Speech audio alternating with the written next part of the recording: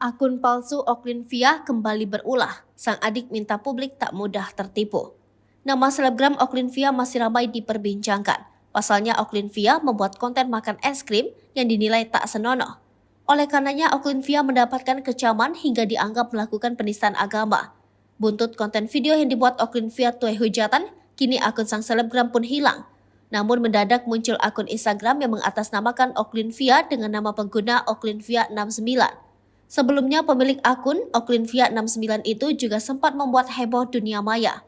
Sebab pemilik akun Oklinvia69 itu seolah tak terima dituding melakukan penistaan agama hingga merasa tak perlu berikan klarifikasi apapun soal kasusnya.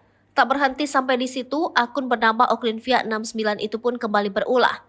Terbaru, Oklinvia69 itu mengunggah tangkapan layar seolah-olah dirinya mendapatkan pesan semangat dari Rizky Bilar. Akun tersebut juga mengatakan ucapan terima kasih atas support yang diberikan oleh Rizky Bilar. Dalam unggahan Instastory-nya, Isna Anggita SR, Isna dengan tegas menyebut bahwa sampai detik ini, Oklin tidak bermain sosial media. Bahkan secara gamblang, ia meminta masyarakat untuk tak langsung percaya dengan kabar tersebut.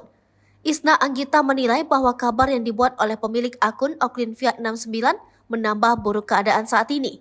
Di sisi lain, suami Lesti Kejora Rizky Bilar yang namanya ikut terseret itu pun akhirnya beri klarifikasi. Lewat Instastory, Rizky Bilar, ayah satu anak itu berikan pesan ultimatum kepada oknum tersebut. Pria berusia 28 tahun itu tak peduli meski akun tersebut palsu. Bahkan secara gamblang, ia meminta masyarakat untuk tak langsung percaya dengan kabar tersebut. Isna Anggita menilai bahwa kabar yang dibuat oleh pemilik akun Oklinvia69 menambah buruk keadaan saat ini.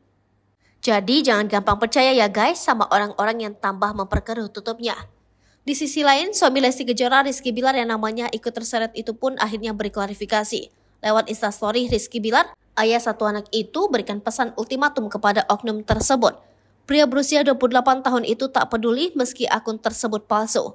Tak berhenti sampai di situ, pria kelahiran 1995 ini juga seolah memberikan sindiran kepada sang selebgram.